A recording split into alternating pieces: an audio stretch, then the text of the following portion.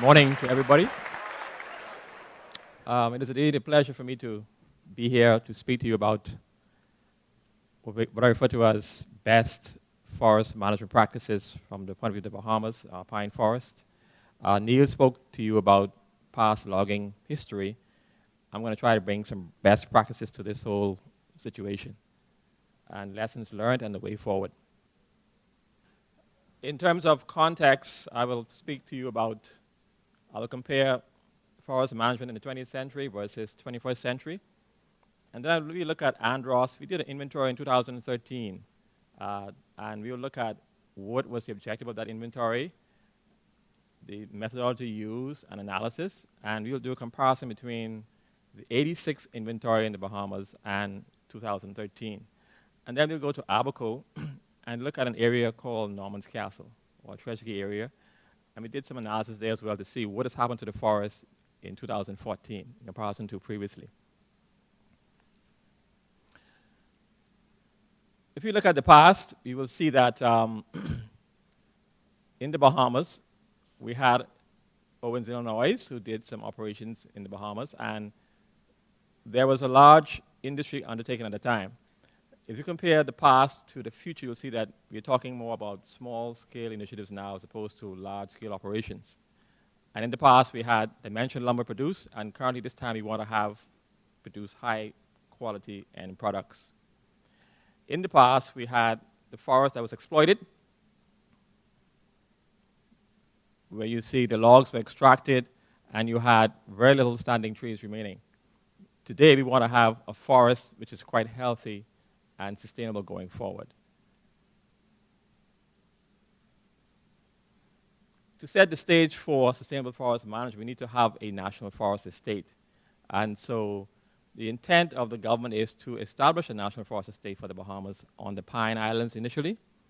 And so here I show you the 4 Pine Islands in particular, indicating to you certain areas of forest that we hope to declare as a national forest estate of the Bahamas. And there are 3 categories: conservation forest, forest reserve, and protected forest. So in terms of Abaco Island, you will see our most productive site on Abaco is Norman's Castle, Treasure Cay, which would be a forest reserve. And then you have areas for conservation purposes like the Blue Holes area, and then you have the area of the southern Abaco, which would be a conservation forest as well. On Andros, the northern portion of Andros will be a forest reserve, and then you have most of the remaining portions of Andros would be a conservation forest. On Grand Bahama, most of it will be forest reserve, and the eastern keys will be conservation forest. In New Providence, we have 2 areas, south of Lake Killarney, and of course, to the western side of Coral Harbor Road will be a forest reserve. And some other areas in the south would be conservation forest areas where we have a mangrove systems as well. So the intent is to establish this forest estate with a view to their sustainable management in the future using appropriate forest management practices. Here we talk about the 3 categories and what they mean. The conservation forest status refers to more permanent status, and here the focus will be more on biodiversity conservation and the other natural values associated with the forest areas.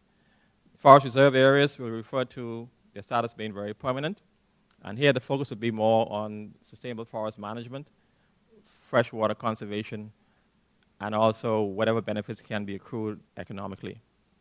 And then protected forests, their status will be less permanent, and their use will be similar to a forest reserve, but if the land is needed for some other form of land use, then these areas can be removed from the forest estate.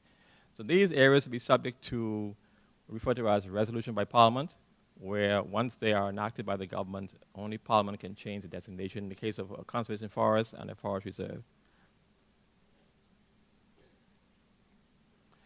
Let's look at what we did in North Andros.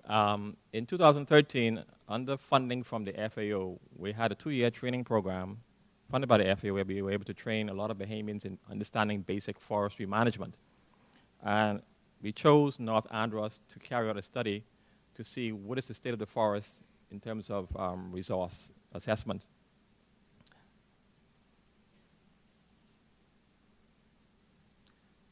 So here we will compare what was done in 1986 as to what the difference would be in 2013. So in terms of methodology, we actually sampled 72 plots. The red dots represents the actual sites where we did the sampling. It was done randomly, and we collected data on average for 21 trees per sample plot. We measured the DBHs and height of the species, the site conditions, the stand quality, and understory information. And here you will see the actual outcomes, if I can see it very clearly. Here we have trees per hectare. There were 8 blocks in the forest and number of trees per hectare. So what we find is that in blocks 4 and blocks 8, you have a very high number of trees per hectare in those blocks of various diameter classes. Here you have the DBH classes, and you can see that the areas which has the greatest number of trees in the DBH classes are 10 to 15, and also 15 to 20 centimeters. The bigger size trees, 20 to 25 centimeters, are pretty small in terms of trees per hectare. With respect to volumes, you can see again that in the 20 to 25 centimeter classes, you have greater volumes.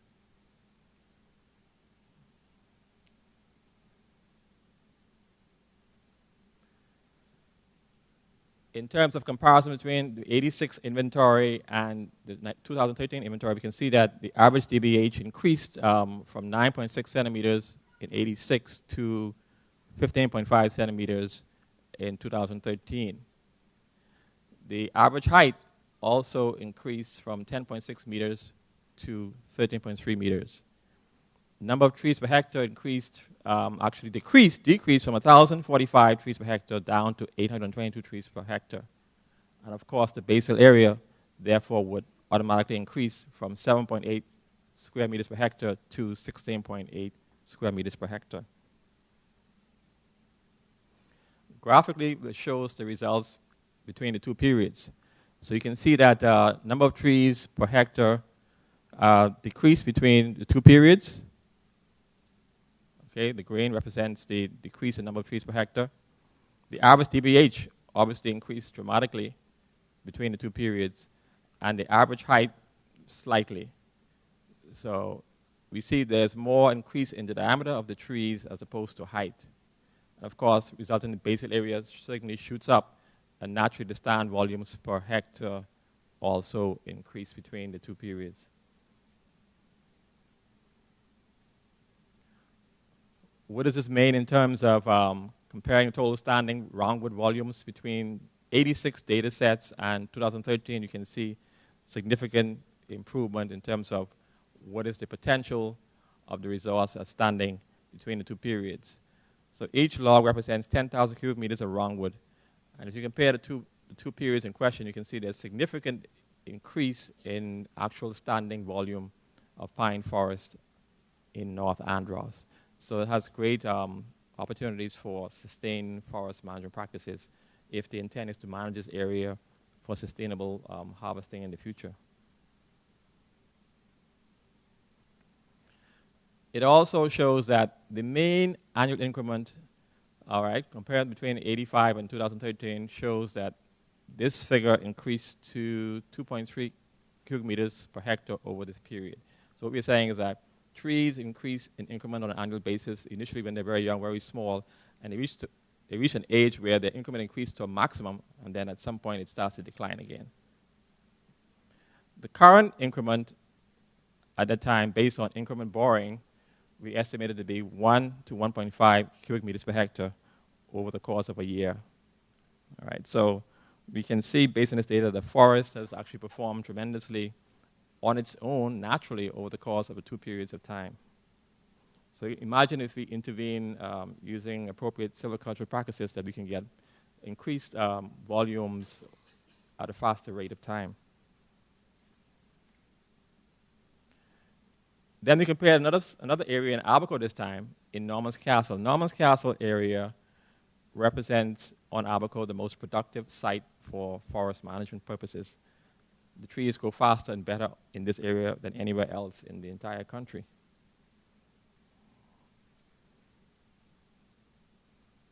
The idea here was to determine the current state and the potential of the pine forest using data for sustainable forest management. It would assist us in deciding how best we can actually manage this area in the future. So here we use the same methodology we use in Andros, and we actually sampled 28 sample point areas indicated by the red dots throughout the Treasure Cay area. For each plot visited, all future crop trees were identified. This means that for management purposes, we want to ensure that the forest is sustained. We have to identify the best trees to retain to repopulate the area again, and we refer to them as future crop trees. So we got information, again, on the quality of the forest and management needs and the harvesting potential. So here we want to determine what is the best potential for harvesting in this area based on a resource assessment.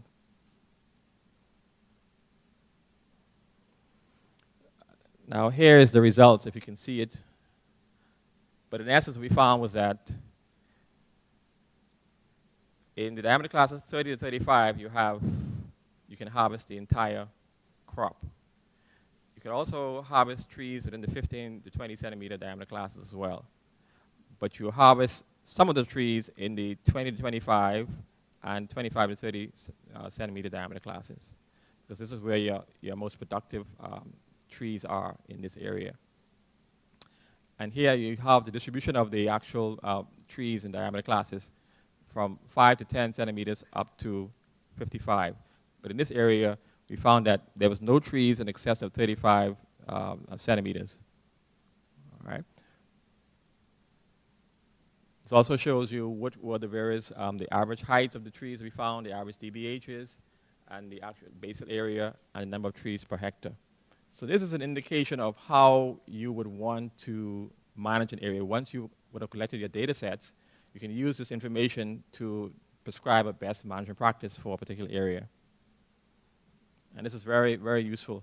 It also speaks to, you have your average information, but it also indicates what you would do in terms of harvesting, what would be coming out, what would be the areas in terms of size of trees you will leave behind, in terms of their height and DBHs as well as their volumes.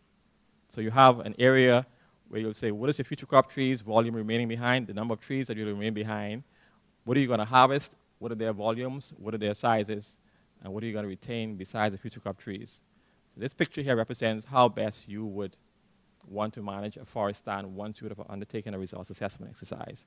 And so the intent for the Bahamas going forward is to carry out a resource assessment on all of our pine forest areas to have up-to-date current information on the state of the forest, and then you'll be able to prescribe the best practices going forward based on each area's attributes and potential.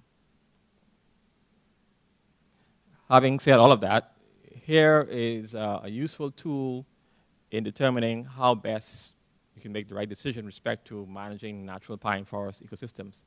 And the question you want to ask, can there be found sufficient future crop trees per hectare? And you want to have sort of a range of between 80 to 100 trees per hectare for soil log potential. If the answer is yes, then you would ask, have those trees reached the desired diameter for soil logs? And in this case, the average DBH would be 30 centimeters. If the answer is no, then you would do a thinning exercise here. What that means is you liberate future crop trees by harvesting its competitors. If the answer to this question is no, then you'll do a regeneration. Harvest all trees except 12 seed trees per hectare. Now, in the past, the idea of leaving 5 seed trees per acre was a realistic approach, and it worked in the Bahamas, and so we figured that worked before, it should be able to work again. This time, we want to leave 5 or 12 of the best seed trees, not the worst seed trees. So what you do, identify the trees that have the greatest phenotypical characteristics that you want to retain as your future crop trees. If the answer is no to the first question, then you come here and you ask, are there enough potential seed trees, right? If the answer is yes, then you say, are the stand and site conditions such that regeneration has the potential for success? If it's no, then you have to leave the forest as there is no intervention, all right? Are there enough potential seed trees per hectare? No, then you leave it as well. So these are your 3 approaches in terms of decision making with respect to managing natural pine forests in the Bahamas. So that's the end of my presentation. I want to thank, before I leave, the staff of the forestry unit who were all instrumental in these various activities with respect to data collection on Abaco and Grand Bahama, and I give them all the credit. I'm only here to present on their behalf. Thank you very much.